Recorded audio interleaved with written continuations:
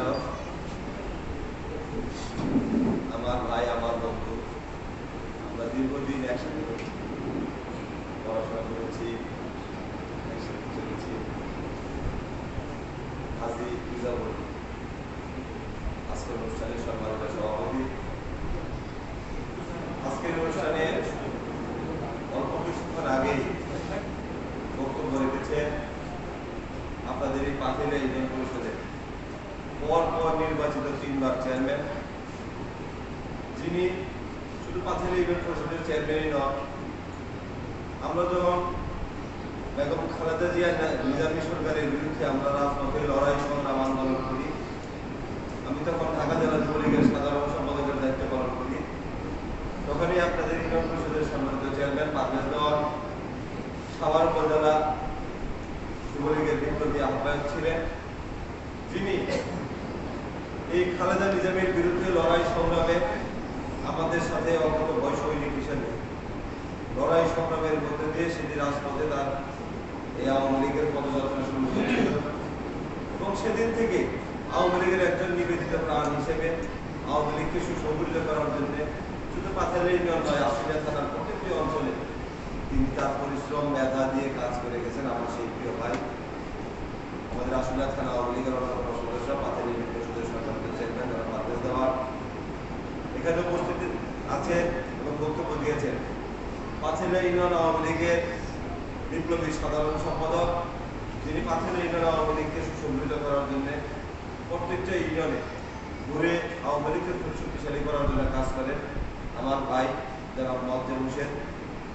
এখানে আরো অনেকেই উপস্থিত আছেন। বক্তৃতা দেওয়ার শুরুতেই উঠার আগেই আইনবাম থেকে বলতেছিল আমরা আন্দোলন সংগ্রামে রাজপথে একসাথে ছিলাম, আমাদের কথা বলতে হবে, আসলেই বলা উচিত। যারা যতটুকু করেছে তার কথাটা আসলে বললে সে উৎসাহিত হয়। আগামী দিনে তার কর্ম এবং তার মেধা এই দলের জন্য, সংগঠনের জন্য আরো বেশি সে বিনিয়োগ করবে। এখানে উপস্থিত আছে সাবেক ছাত্র নেতা, জাহাঙ্গীরনগর বিশ্ববিদ্যালয়ের জাকসুর সাবেক এজিএস এবং যিনি ছাত্র রাজনীতি করে জাকসুর জিএস হয়েছিলেন। পরবর্তীতে তার পরিবারের জন্য সে নিজে কিন্তু রাজনীতি থেকে সরে গিয়েছে। যদি রাজনীতি করতেন হয়তো আমাদের সাথে অনেক বড় বেশি করোনাতে হতেন। আমার প্রিয় ভাই উপস্থিত আছেন। এখানে উপস্থিত আছেন পারভেজ ভাইয়ের নেতৃত্বে পাথেলা ইউনিয়ন যুবলীগের যিনি সভাপতি সাধারণ সম্পাদকের দায়িত্বে থেকে পাথেলা ইউনিয়নের থেকে এই লড়াই সংগ্রামে পারভেজ ভাইকে সর্বাত্মক সহযোগিতা করতে পাথেলা ইউনিয়ন যুবলীগের সাবেক সভাপতি, যারা মুখের সভাপতি না আরো সভাপতি ছিল, আরো সাধারণ সম্পাদক ছিল, এখন আমাদের মুখেশ হচ্ছে আশুলিয়া থানা আওয়ামী লীগের অন্যতম সদস্য, আর আরো হচ্ছে আমাদের আশুলিয়া থানা কৃষক লীগের বিপ্লবী সাধারণ সম্পাদক। এরপরে পাথেলা ইউনিয়ন যুবলীগের সাধারণ সম্পাদক ছিলেন আমাদের হালিম, সভাপতি ছিলেন হালিম। দীর্ঘদিন লড়াই সংগ্রামে হালিমও মুখলেসের কমিটিতে সাংগঠনিক সম্পাদক ছিল। আজকে এখানে যারা আওয়ামী লীগের সদস্য হয়েছেন বা আওয়ামী লীগে যারা আছেন, কারো যোগ্যতা কম বেশি থাকতে পারে, কিন্তু এই মানুষগুলো সবাই কিন্তু আওয়ামী লীগের দুঃসময় দুর্দিনের রাজপথে লড়াই সংগ্রামে আমাদের সাথে একসাথে ছিলেন। আজকে আওয়ামী লীগ ক্ষমতায়, আমরা যেদিন লড়াই সংগ্রাম করেছি, আন্দোলন করেছি, জাতির জনক হত্যার বিচারের জন্য আমরা মিছিল করেছি, মিটিং করেছি, আমরা কিন্তু কোনোদিন আওয়ামী লীগ ক্ষমতায় আসবে, দালাল হবে, ফুটা হবে, সেই উদ্দেশ্য সেই আদর্শকে সামনে নিয়ে আমরা সেদিন ছাত্রলীগ শুরু করি নাই। 1980-র দশকের দিকে সাভারে যেদিন আওয়ামী লীগের নাম নেওয়া দুষ্কর ছিল, আমরা সেদিন আমি আমাদের আজকের উপজেলা চেয়ারম্যান সাহেব রাজীব ভাই, মাসুদ ভাই, আমরা কিন্তু এই ছাত্রলীগ দিয়ে আমরা শুরু করেছিলাম। এবং আমাদের আওয়ামী লীগ বলতে আওয়ামী লীগের যে কোনো প্রোগ্রামে ওই আমরা ছাত্রলীগ, যুবলীগের মিটিং হলেও ছাত্রলীগ, স্বেচ্ছাসেবক লীগের হলেও আমরা ছাত্রলীগ, এভাবে আমরা অল্প গুটি কয়েক সংখ্যক আমরা ছাত্রলীগের নেতা কর্মী। আওয়ামী লীগের মধ্যে ছিলেন আমাদের খানবু শামসুদ্দোহা, খানবুদ্দিন সাহেব, নির্মল মাস্টার, আমার আব্বা ফারুক চেয়ারম্যান সাহেব, আপনাদের এখানকার লুৎফর সাহেব, এই হাতে গোনা কিছু মানুষ ছিলেন। আজকে আমরা সেই লড়াই সংগ্রাম আন্দোলনের মধ্যে দিয়ে আওয়ামী লীগকে আমরা যারা জাগিয়ে রাখার চেষ্টা করেছিলাম, আজকে যখন বিভিন্ন জায়গায় যাই, আমাদের সাথে শত শত হাজার হাজার মানুষ যখন দেখি, আমাদের আসলে গর্বে বুক ভরে যায় যে আমাদের কর্ম, আমাদের পরিশ্রম আজকে সার্থক হয়েছে। আজকে আমরা এখানে বসেছি, আমি যদি নাম বলি অন্তত 40 জন নেতা, শুধু কর্মী না, 40 জন নেতা আমাদের এখানে উপস্থিত আছে। নাম বললে 40 জন নেতার নাম বলা যাবে। আজকে একটা ওয়ার্ড, একটা ইউনিয়নে আমরা যেদিন প্রথম ছাত্রলীগ শুরু করি, ওই সাভার কলেজের মতো বিশ্ববিদ্যালয় কলেজে 7,000 ছাত্রছাত্রী ছিল। আমরা 40 জন ছাত্রলীগের নেতা কর্মী আমরা সেদিন একত্র করতে পারি নাই ভাইরা। কিন্তু আজকে সত্যি ভালো লাগে, আমাদের আনন্দ হয়। আমরা যেখানেই যাই হাজার হাজার নেতা কর্মী আজকে আমাদের জন্ম হয়েছে, তৈরি হয়েছে। আজকে আমরা বিভিন্ন ইউনিয়নে, আজকে বিভিন্ন ইউনিয়ন পরিষদে দীর্ঘদিন পরে হলো আজকে সাভারের 12টি ইউনিয়ন পরিষদের মধ্যে প্রত্যেকটা ইউনিয়ন পরিষদে, দুই একটা ইউনিয়ন পরিষদ ছাড়া প্রত্যেকটা ইউনিয়ন পরিষদে আমরা ইউনিয়ন পরিষদের চেয়ারম্যান, আমাদের আওয়ামী লীগের প্রতিনিধি আমরা নির্বাচিত করতে পেরেছি। আমাদের ওয়ার্ডের বিভিন্ন ওয়ার্ড আওয়ামী লীগের সভাপতি, সাধারণ সম্পাদকরা আজকে ওয়ার্ডের মেম্বার হয়েছে। আজকে সরকারে, দলে, বিভিন্ন স্তরে আমাদের আওয়ামী লীগের নেতৃবৃন্দ বিভিন্ন জায়গায় আজকে তাদের সামাজিক ভাবে তাদেরকে স্থায়ী হয়েছে। কেউ মেম্বার হয়েছে, কেউ স্কুল কমিটির সভাপতি হয়েছে, কেউ মাদ্রাসা মসজিদ কমিটির সভাপতি হয়েছে। এর মধ্যে দিয়ে আজকে আমাদের সংগঠনটি বিস্তার লাভ করেছে। আসলে সেটি করতে গিয়ে অনেক কথা বলে গেলাম, আসলে সেটা দেখলে আজকে আমাদের ভালো লাগে। আমরা সেদিন স্লোগান দিয়েছিলাম, এক মুজিব লোকাল ধরে লক্ষ মুজিব পূজা ঘরে ঘরে, কে বলেন এই মুজিব নাই, মুজিব সারা বাংলায়, মুজিবের রক্ত পিছা যেতে পারে না। আজকে সত্যি আমাদের সেই স্লোগান আজকে বাস্তবে রূপান্তরিত হয়েছে। মুজিবের রক্ত পিছা যায় নাই, এক মুজিবের রক্ত থেকে লক্ষ মুজিবের জন্ম হয়েছে। আজকে মুজিবের বাংলায় রাজাকারের ঠাঁই নাই। জাতির জনকের কন্যা, জাতির জনক বঙ্গবন্ধুর কন্যা জননেত্রী শেখ হাসিনার নেতৃত্বে, জননেত্রী শেখ হাসিনা 21 বছর লড়াই সংগ্রাম করে এই বাংলাদেশের মানুষের জন্য ভোট এবং ভাতের অধিকার, জাতির জনক বঙ্গবন্ধু হত্যার বিচারের দাবিতে উনি লড়াই করে বাংলার মাটিতে জাতির জনক হত্যার বিচার এবং বাংলাদেশের মানুষের ভোট এবং ভাতের অধিকার উনি নিশ্চিত করেছে। ভাইয়ের আমার, আজকে এই করোনার মধ্যেও সারা বিশ্ব যখন স্থবির, সারা বিশ্ব যখন দারিদ্রের উন্নত রাষ্ট্রগুলো আজকে যখন অর্থনৈতিক সংকটে, আজকে জাতির জনকের কন্যা, জাতির জনক বঙ্গবন্ধু এদেশের মানুষকে যে স্বপ্ন দেখিয়েছিলেন ক্ষুধা, দারিদ্র, নিরক্ষরমুক্ত, সুখী সমৃদ্ধ বাংলাদেশের জাতির জনক 1971 সালে এই জাতির জনকের ডাকে আজকে নিরস্ত্র বাঙালি সেদিন পাক হানাদার বাহিনীর বিরুদ্ধে যুদ্ধে ঝাঁপিয়ে পড়েছিলেন। শুধু জাতির জনকের একটি কথায়, ক্ষুধা, দারিদ্র, নিরক্ষরমুক্ত, সুখী সমৃদ্ধ বাংলাদেশ গড়বে। আর সেই বাংলাদেশের স্বপ্ন দেখেছিল এদেশের নিরীহ সাধারণ জনগণ। তাই জাতির জনকের সেদিন ডাকে ওই নিরস্ত্র বাঙালি পাকিস্তানি হানাদার বাহিনীর বিরুদ্ধে তারা সেদিন যুদ্ধে ঝাঁপিয়ে পড়েছিল। 11 মাস যুদ্ধের মধ্যে দিয়ে 30 লক্ষ শহীদ, 2 লক্ষ মামুনের ইজ্জতের বিনিময়ে আজকে পৃথিবীর মানচিত্রে একটি স্বাধীন বাংলাদেশ নামক একটি দেশের জন্ম দিয়েছিলেন জাতির পিতা বঙ্গবন্ধু শেখ মুজিবুর রহমান। আর সেই 71 সালের পরাজিত শত্রুরা, 71 সালের পরাজিত শক্তিরা, এই যারা বাংলাদেশের ভিতরে ঘাপটি মেরেছিল, যারা বাংলাদেশের স্বাধীনতাকে মেনে নিতে পারে নাই, বাংলাদেশে বসবাস করে ওরা পাকিস্তানের আদর্শকে লালন করতেন, তারা 1975 সালে জাতির জনক বঙ্গবন্ধু শেখ মুজিবুর রহমানকে হত্যার মধ্যে দিয়ে শুধু বাংলাদেশকে পাকিস্তান এবং আফগানিস্তান বানানোর ষড়যন্ত্রই ছিল তাদের মূল লক্ষ্য। আর আমরা শুধু তাই নয়, জাতির জনক বঙ্গবন্ধুর হত্যার বিচার করা যাবে না, ইন্ডিপেন্ডেন্ট অধ্যাদেশ জারি করে তারা বঙ্গবন্ধুর হত্যার বিচারের পথকে রুদ্ধ করেছিল। আজকে একটি সাধারণ মানুষও যদি মৃত্যু হয়, এই বিচার কি দেশের মাটির দেশের নাগরিক হিসেবে সে আশা করতে পারে না? তাহলে যারা জাতির জনক বঙ্গবন্ধুর হত্যার বিচার করা যাবে না বলে ইন্ডিপেন্ডেন্ট অধ্যাদেশ জারি করেছিল, অবশ্যই বুঝতে হবে তারা এই বঙ্গবন্ধুর হত্যার সাথে নৈপথ্যে তারা জড়িত ছিল। তারা কারা? তারা হচ্ছে ওই বেদর জিয়ারা, বেগম খালেদা জিয়ারা, যারা শুধু বঙ্গবন্ধুর হত্যার বিচার করা যাবে না এটি করেই ক্ষান্ত হয় নাই। শাহাদিস, মান্নান, মুক্তিযুদ্ধের বিরোধী শক্তিদেরকে তাদেরকে রাষ্ট্রীয় গুরুত্বপূর্ণ পদে প্রধানমন্ত্রী থেকে শুরু করে বিভিন্ন দূতাবাসে চাকরি দিয়ে তাদেরকে উৎসাহিত করেছিল। তাই আজকে এই জাতির জনকের 36তম শাহাদাত বার্ষিকীতে আমি দাঁড়িয়ে শুধু একটি কথা বলতে চাই ভাইরা আমার, একটি কথা মনে রাখতে হবে, জাতির জনকের কন্যা জননেত্রী শেখ হাসিনা বাংলাদেশে এসে গ্রাম থেকে গ্রামান্তর ঘুরে একটি শক্তিশালী সংগঠন করতে পেরেছিল। আর একটি শক্তিশালী সংগঠন হয়েছিল বলেই জাতির জনকের হত্যার বিচার, জাতির জনকের স্বপ্ন বাস্তবায়িত করার জন্য জননেত্রী শেখ হাসিনা আজকে শক্ত হাতে বাংলাদেশকে ধরেছে। আজকে বাংলাদেশকে শুধু বর্তমানের বাংলাদেশ নয়, উন্নত সমৃদ্ধশালী বাংলাদেশ গড়ার স্বপ্ন দেখছেন। আজকে সকল ষড়যন্ত্রকে ভেদ করে পদ্মা সেতু, মেট্রো রেল, আমাদের জিডিপি, আমাদের অর্থনীতি, আমাদের মাথাপিছু আয় শুধু বাংলাদেশ নয়, সারা বিশ্বে প্রশংসিত হয়েছে। আজকে আমরা আনন্দিত হই।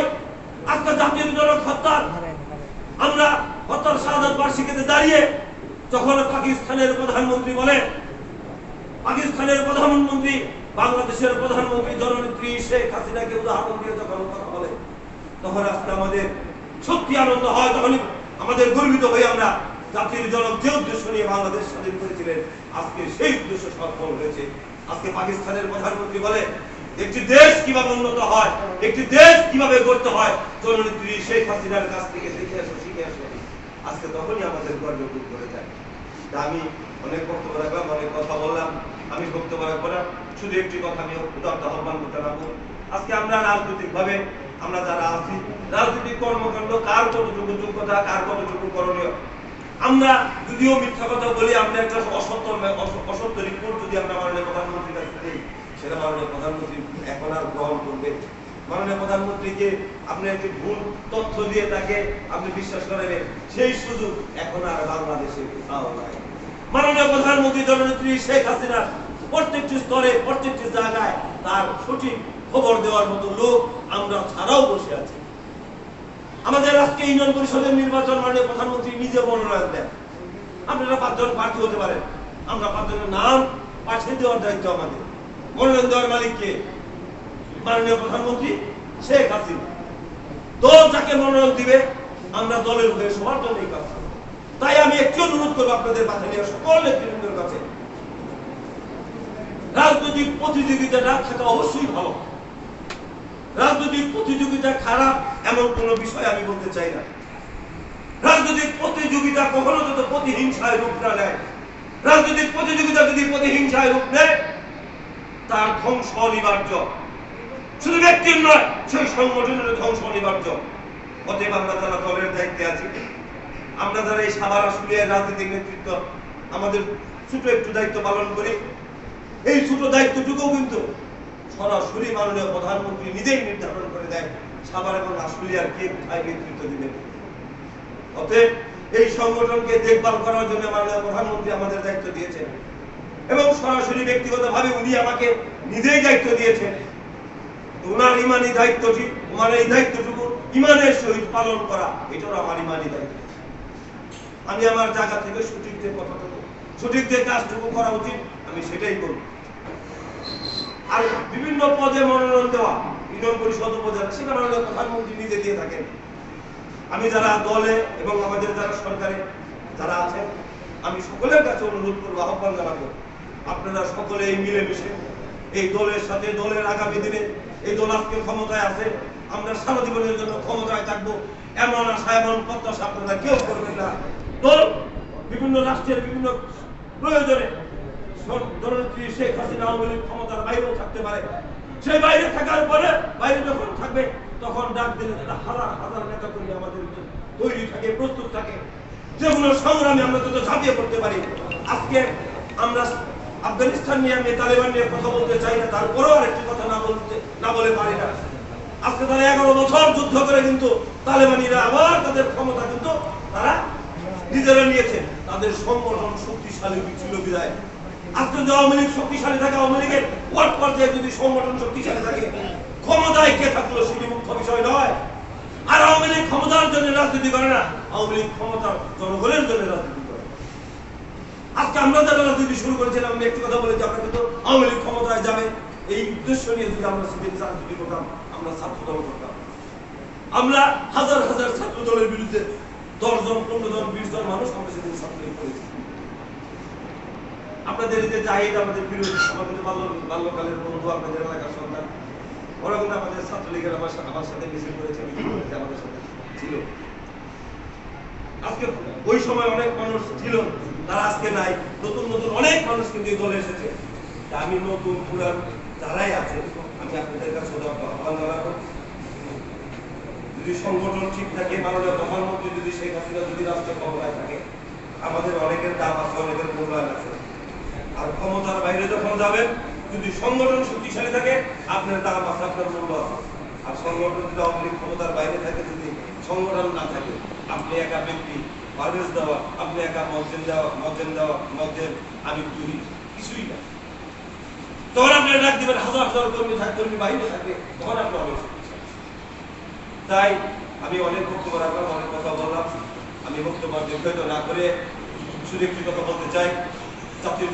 জাতির জনক যে স্বপ্নই বাংলার মানুষকে দেখেছিলেন, জাতির জনকের কন্যা জননেত্রী শেখ হাসিনা সেই স্বপ্নকে বাস্তবায়ন করার জন্য উনি এগিয়ে যাচ্ছেন।